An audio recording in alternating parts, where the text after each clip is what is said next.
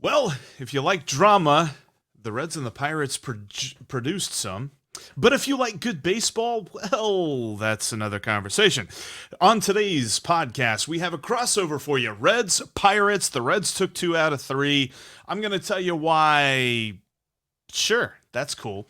And we are going to look at some future stars, future stalwarts, future consistent starters, have you? Of this rivalry in a couple of years. That's all on today's Locked On crossover for the Reds and Pirates. We're part of the Locked On Podcast Network, your team every day. Thanks for making us your first listen, because we're free and available on all platforms every day. With me today, I'm Jeff Carr, host of the Locked On Reds podcast. I'm a lifelong addict of the Cincinnati Reds, for better or for worse, and I've turned that addiction into information for you. And alongside me here today, Ethan Smith. And let's be honest, Ethan, if the Pirates wore red, it'd be hard to tell which team's which. Yeah, honestly, if they honestly switched jerseys, I don't think people would really be able to tell the difference. I'm going to be honest. As most of the viewers on YouTube can see, I already have the Steelers logo on the hat, which is funny because I believe, if I'm not mistaken, that this may be the last time that these teams played, except I think they played a couple more times. 2 more series. Yeah. Oh, well, never mind. So I just can't escape Jeff Carr, especially after the season ends, because we know that these teams aren't making the playoffs. We still have to deal with the Steelers and the Bengals playing each other. Yeah, week 1. Yeah, week 1 in Cincinnati in whatever they named their stadium, because both teams, like the Reds and Pirates being so alike, decided to change their name of their stadiums this offseason. But yeah, as you said, to start this off, I mean, the series had drama, but again, if you want to watch better baseball, watch the Little League World Series. They're playing better baseball than whatever was going on here. I really couldn't even bring it up. I'll be honest with you. I turned the game Saturday off by like the 5th inning. I was like, I don't need to watch this anymore. Michael Chavis hitting a walk-off was cool, but that was about it. Well, and that's the thing. Like, this series was just about a lack of pitching. And sure, there were a couple of times where you're like, okay, the fielding probably could have been better right there. But at the end of the day, so many just awful pitches were left over the plate. Guys were clobbering stuff. And you know, hats off to the guys who took advantage of it. We saw some good games from a couple of guys on the Reds lineup, good games from a couple of guys in the Pirates lineup. Let's start with that first. Who was your main dude when you're looking at the Pirates lineup that you were just like, okay, he had a good weekend? A good weekend? I mean, Michael Chavis has to be on there, but something I'm going to talk about on my episode tomorrow with Gary Morgan. So as you guys, Pirates listeners, are seeing, I have Jeff today and not Gary today like I usually do. No rhyme or reason to it. It just happened. But Kevin Newman, surprisingly, a guy who a lot of people around the beginning of the year were saying, hey, this guy's going to be out of here. Cruz is here, Marcano's here, all these guys. But defensively, the guy was a Gold Glove finalist last year. Now his bat has come along really well. He had a good game on Friday, not a so good game on Saturday, and a good game again today, where I believe he was 4 for, if I could do my math correctly, 4 for 13 on the weekend, which isn't bad. But when you're talking about a guy who was a Gold Glove finalist last year, who's bringing that same defensive element back this year from coming off of injury and batting .278, that sounds a lot like what people want Ke'Bryan Hayes to do. Right. And no he's Ke'Bryan doing Hayes it in this series. So yeah, that was key for him. And there's something about Newman. I haven't looked into this. Probably something I'll look into for our next series, which, by the way, the next series is in a couple of weeks at Great American. 4 games in 3 days, thanks to a doubleheader on Tuesday. But I'm curious because I feel like Newman does stuff to the Reds. Like, he just loves hitting against Reds pitching for the last couple of years. And I always find myself going, Newman. Yeah, I mean, he's one of those guys, a lot like how Billy Hamilton was to the Pirates for a couple of years, that he just tortured this franchise for whatever reason. Also, don't ever forget, there's a lot of guys in this division that used to torture both of our teams, like Ryan Braun was one of those guys that outside of the division, he was terrible. Inside the division, he was Barry Bonds 2.0. I don't know what it is with Kevin Newman, but also he is getting into arbitration territory this upcoming year. If it were up to me, I don't see what option you have to other than bring him back. I know some people want to say he's building his trade value, but this is the kind of guy you keep on the bench on a competitive baseball team that comes in and plays every couple days, that gives you a hit or two off the bench, that brings you some good defense at second base or shortstop, wherever he may be. That's how you start building the seeds of a winning team instead of just trading everybody away because, they're having a good month of August or September. I have some thoughts about that word competitive. We'll talk about that here in a little bit. But from the Red side of things, just to almost kind of continue with the sort of theme, Newman led off for the Pirates on Sunday. Jake Fraley absolutely loved his time at PNC Ballpark this weekend. He was on base 5 times on Sunday. He hit a ball to the Allegheny River, and it was fair, so that's a home run. And there's so many other things that he got to do in this series that he's starting to make me think, because I kind of had him pegged as like a 4th outfielder moving forward, but he's now put together a good solid 2.5 weeks of good performances. And again, 2.5 weeks does not make a baseball season, but it's starting to make me wonder if 4th outfielder was unfair and maybe he could be part of the future of this team. Yeah, and I mean, you're playing Aristides Aquino in the outfield right now. Fraley is that guy where he could potentially be a supplemental 3rd, 4th outfielder. I know a lot of teams now, and preferably I would love the Pirates to eventually get to this point. We'll have a guy that'll start for 2 or 3 days, and then they'll have another guy that'll start for 2 or 3 days. It's like a 3rd outfielder, but it's like 3A, 3B, depending on matchups. Apparently, PNC Park was the matchup for Fraley today. I mean, as you mentioned, not only does he get on base 5 times, but he also scored 4 of those 5 times and had 3 RBIs. The whole top of the Reds lineup really just played well. Donovan Solano was 3 for 5. Moustakas was 2 for 5. Senzel was 2 for 4. India was 1 for 4. And if you also notice that 3 out of those 5 guys all scored runs, and that's why Cincinnati won this game. But I also saw you tweet that the Cincinnati Reds had to make it at least a little interesting before Pirates fans could turn the channel off, which is funny when these two teams play because you want to turn it off, but then it's like a car crash. You really just don't want to look away. You're like, is something going to happen that's going – like, are we going to have another benches clearing brawl between these teams? Probably not, because most of these players that were on these two teams now were not on those teams of 2 years ago, shockingly. Right. So rivalry, I think, still reigns true, but not in the sense of the way you would think about it. Yeah, rivalry in the sense of these two are division foes that, they end up matching up quite a few times during the course of the season. Not necessarily because they're going to go fight each other. But no, you're right. The pitching made it interesting.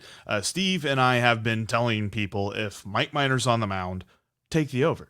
Period. I don't know what the over is going to be, but you take the over because no matter what sort of lead this dude is handed, and kudos to him finally getting a win.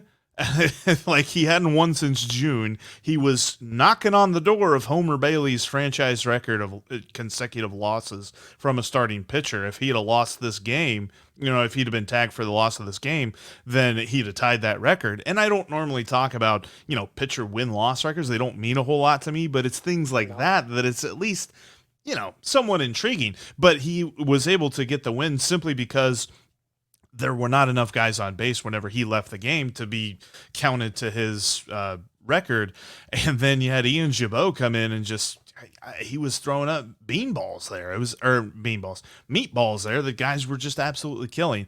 So this bullpen, it's been said before that the Reds bullpen is like bullpen roulette. And that's not just with the one guy that you pick. That's with every pitch that he throws. Just spin the chamber and see if you get a bullet or not. Because at this point, other than Alexis Diaz, who we did see in the 9th inning, it's really hard to pinpoint who else you can trust.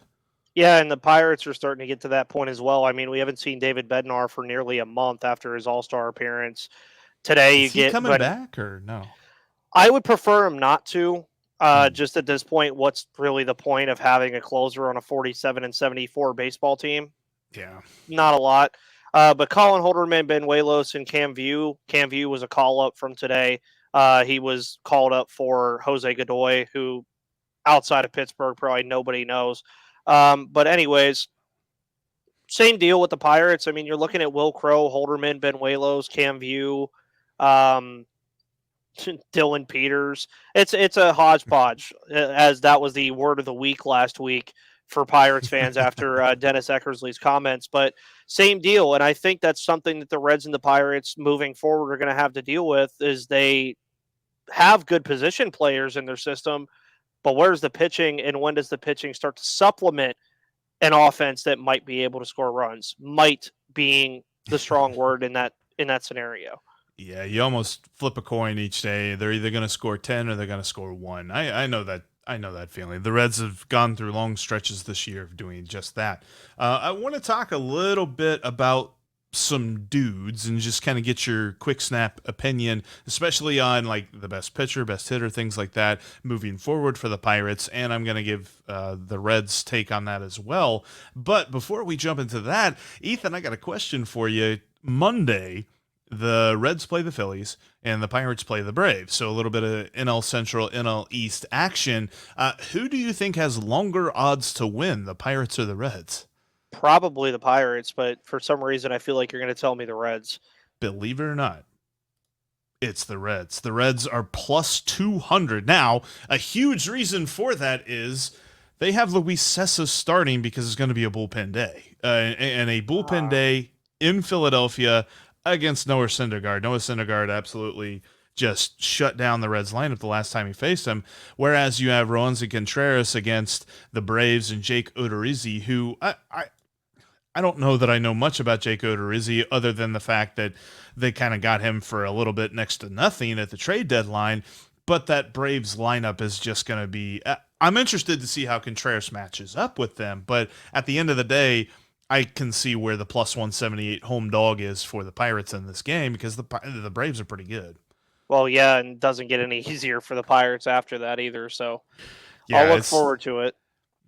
It's a tough stretch to be sure. And with the bullpen day for the Reds, I don't know. Looking back at that one more time. So you got over under 8.5 for the Braves and Pirates. You have over under 9 for the Reds and Phillies. Phillies are on a tear. They came off a good weekend against the Mets too. This might be bad. But hey, if you want to check out your next favorite bet, you go over to betonline.net right now. Check it out. They've got all of the information on Major League Baseball, NFL futures. There's so much of that. NBA. I'm pretty sure there's prop bets as to where Kevin Durant's going to end up. No idea there.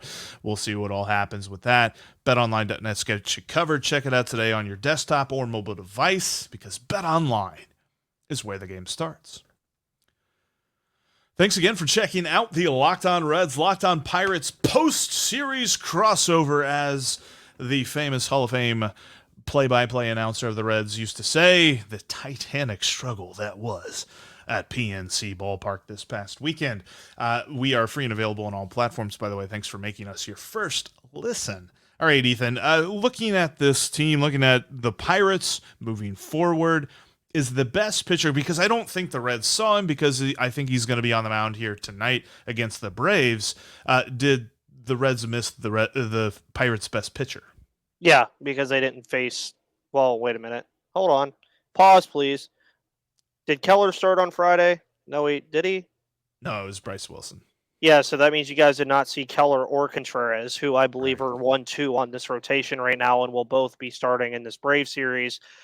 Contreras, for some godforsaken reason, was in AAA, and he was supposed to be supplementing his innings and on an innings count, yet he started 4 games and pitched more than 5 innings in all of those 4 games in AAA during his time there. I don't know why he was there. I don't know why he wasn't here. The Pirates have had the proverbial bullpen game. To Reds fans, I'm going to warn you now, they don't usually go well, so enjoy yourselves. Just get a glass of whiskey and just watch the bullpen try to save themselves. But I would say Keller and Contreras are right now the 1-2. They're like 1A, 1B. Keller especially has picked it up a lot since he added a sinker. If everybody remembers in the offseason, it was about that he was throwing 100 miles per hour. Now it's, he has a sinker that he can actually locate instead of just throwing a ball as fast as he can into the zone every single time. Contreras, on the other hand, he's learning still. He's still a very young guy, service time manipulatee, who's dealt with that stuff. So those two guys moving forward are 1-2, but the Pirates do have some guys in the wings in the minors that you might get a small peek at in September, but I don't think it'll be on the level of Cruz and Contreras coming up the last weekend of the season like it was last year and torturing the Reds for 2 games. You're right. That was something that I was a little bit surprised about, kind of seeing Cruz being quiet in this series for the most part. But yeah, I noticed whenever Contreras wasn't on the probable starters, I was like, whew. And to be frank, I thought the Reds would win Graham Ashcraft's start. That was the game that they lost. And it was not necessarily Graham Ashcraft's fault. The bullpen blew it for him. But Graham Ashcraft is the second best pitcher that is healthy right now, because you have Nick Lodolo, you have Graham Ashcraft, and then you have Justin Dunn and Mike Minor, which basically flip a coin with both those guys. And then a fifth start, like, you guys missed TJ Zeuch. TJ Zeuch didn't do much in his couple of starts for the Reds. I don't think anybody expected him to. And now there's a bullpen day until they figure out what's going on with Hunter Greene, former Pirate Connor Overton. We just got an update yesterday that he tweaked his hamstring as he is rehabbing, so it's going to push back a little bit. We're not going to see him till a week or two into September, which is a bummer to hear because he's been recovering from that back injury. But the best pitcher for the Reds is Nick Lodolo, and he's going to be pitching on Tuesday against the Phillies. Hopefully, I go back and forth on if I want to see Hunter Greene again. He's apparently throwing bullpen sessions, and they're going to see how well he can recover, and if they're going to send him on a rehab start and then bring him back for maybe 2 or 3 more starts the rest of the way. I almost wouldn't mind if they just shut him down at this point, because kind of like you said with David Bednar, what's the point? I mean, I would like to see him get more work, but honestly, I'd like to see him begin his offseason plan now and build that changeup up and bring it into spring training next year.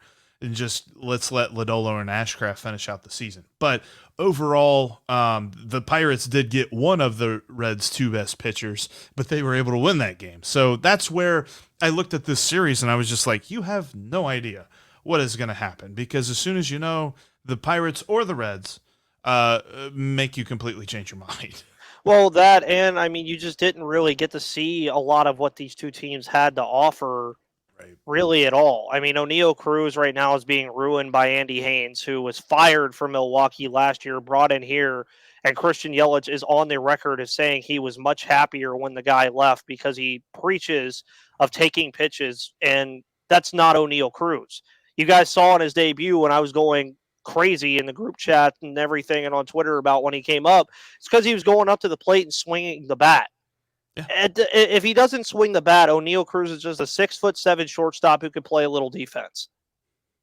Like that's scary. That's a scary thought to have as a Pirates fan.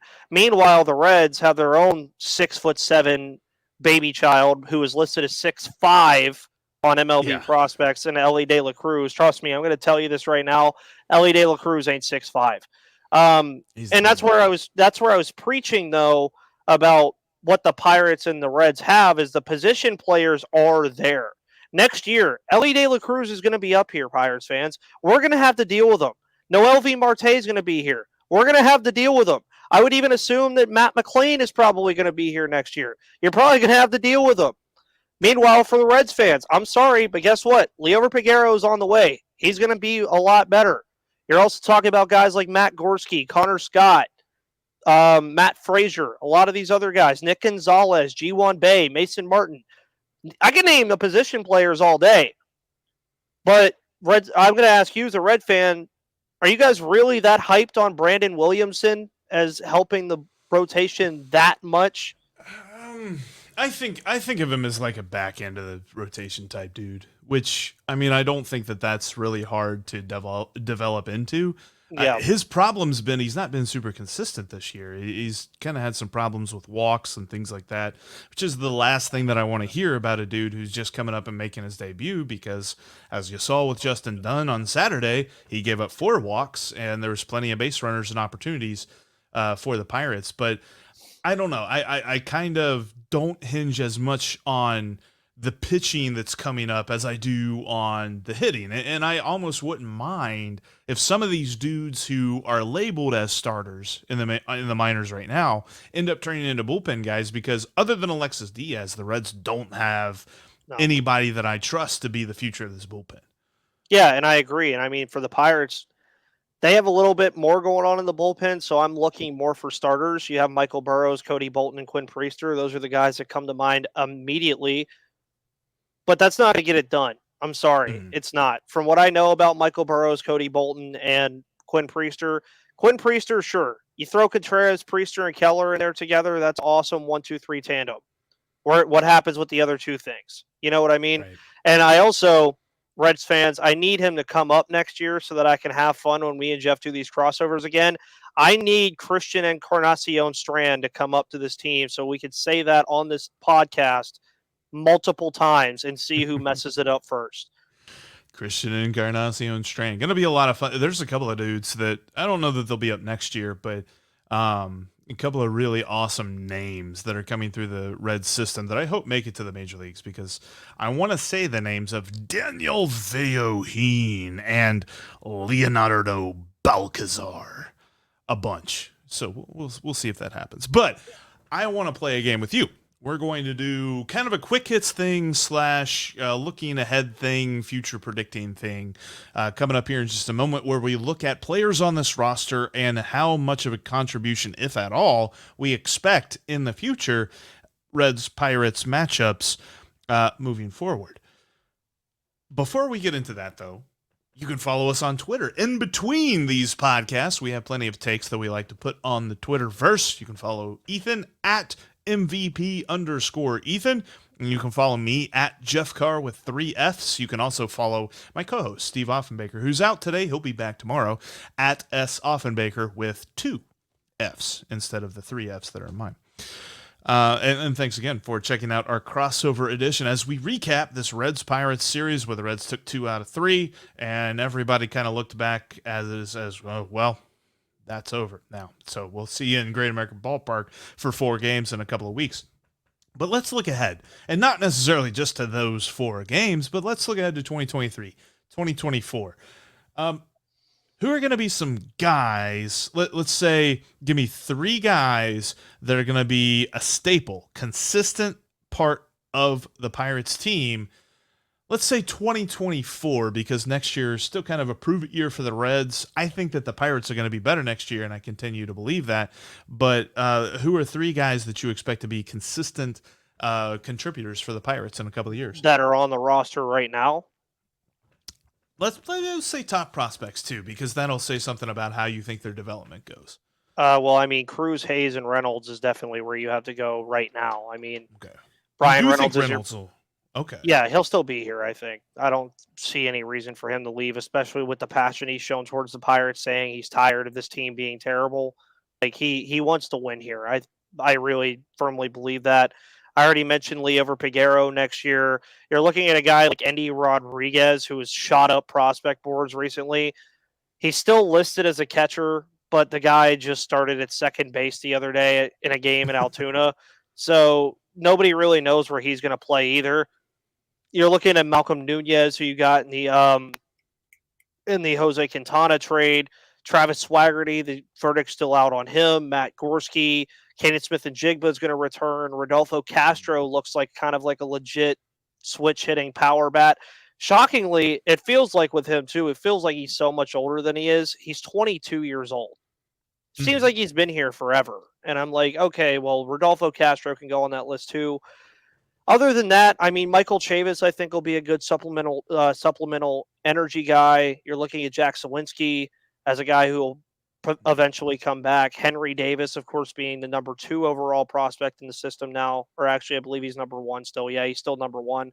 Termarr Johnson is number 2, which I cannot wait until in 2028 when it's Cam Collier versus Termarr Johnson every single other day.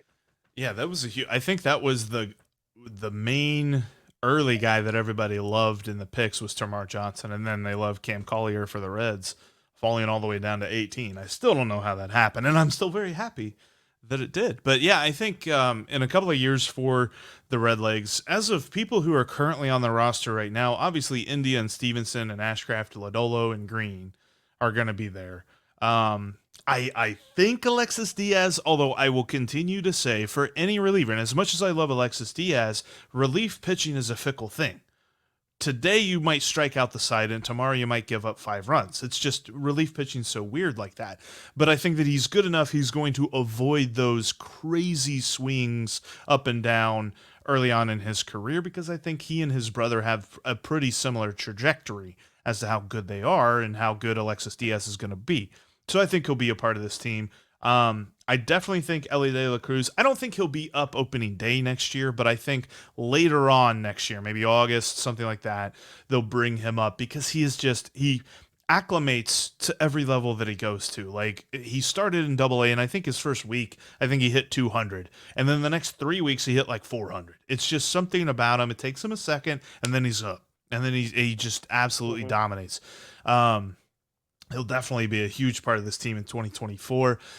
You're looking at Matt McLain for sure. We actually just had a great interview. Steve got the chance to talk with Matt McLain, and that was really eye-opening. He is a smart dude that just understands everything that's going on in the organization, but also understands his role and understands, like, he's got to prove it if he's going to be a shortstop like he thinks he will.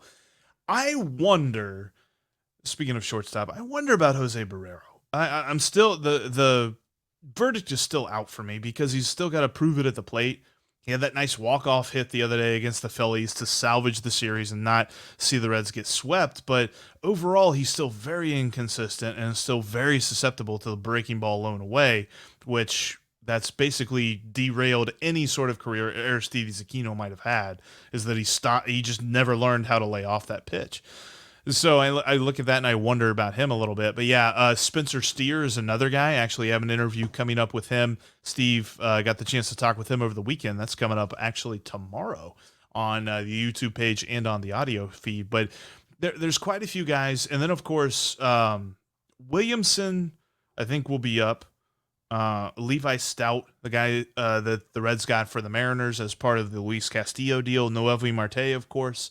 Edwin Arroyo is going to be too young. He'll probably be up 2020, late 2024, maybe 2025.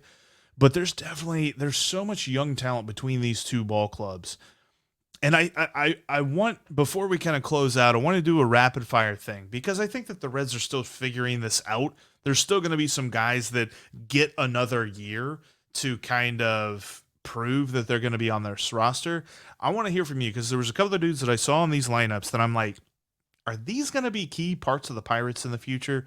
And just give me a yes or no with maybe like a one-line thing. Tucupita Marcano. Yes. Left-handed contact bat, yes, he's going to be here. Greg Allen. No, I don't think so. He'll be here maybe 1 or 2 more years. Nick Padlo. No. Stopgap because Hayes is hurt. Okay.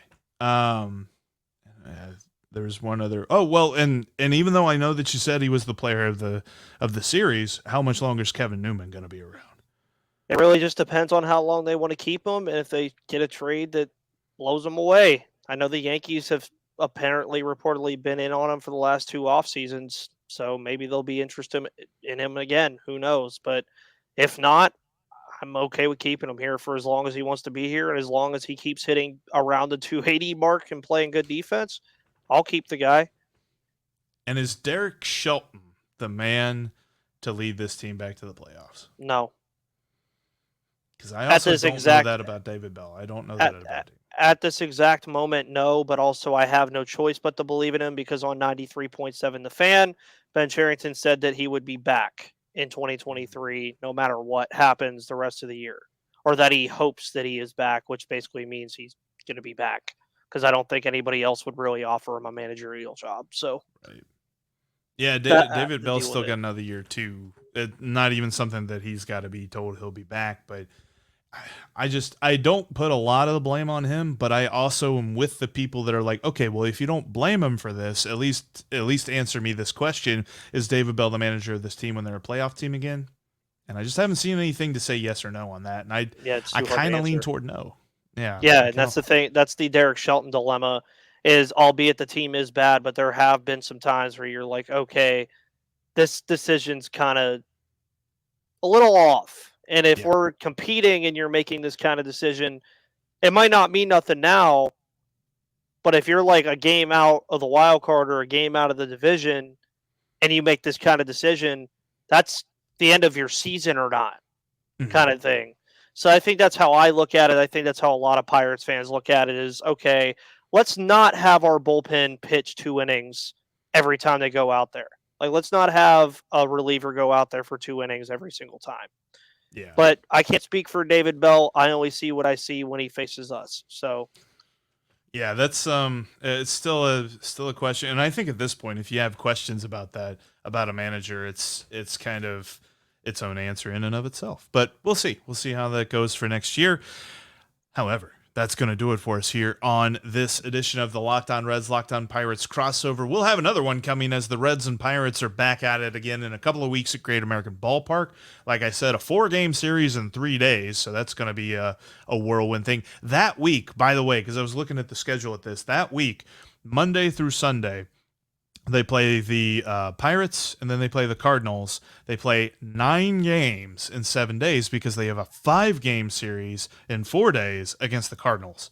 I don't know what on earth the Reds are going to look like after that week, because you're talking about a team that's already short on starting pitchers, and you're going to have 2 doubleheaders in a week. Like, sounds like it's going to be a fun time. That's going to be, there's going to be a lot of talk about that week. There's still plenty to talk about with both of our teams. Make sure that you're following the Locked On Pirates and the Locked On Reds podcasts, as we have you covered every single day. Thanks in large part to Ethan for joining us here today. And we missed Steve. He'll be back tomorrow. And thank you for watching, for listening. If this is your first time, subscribe, follow, make sure you hit the bell so you can be notified whenever new things come up on the YouTube page. But we will talk to every single one of you. And by the way, check out Sully, Locked On MLB. Sully's got you covered league-wide with his unique perspective and plenty of humor as well, as he relates everything in the world back to something from an 80s sitcom or something like that when it comes to Major League Baseball. That's Locked On MLB, just like Locked On Reds and Locked On Pirates, free and available on all platforms. We'll talk to you guys tomorrow.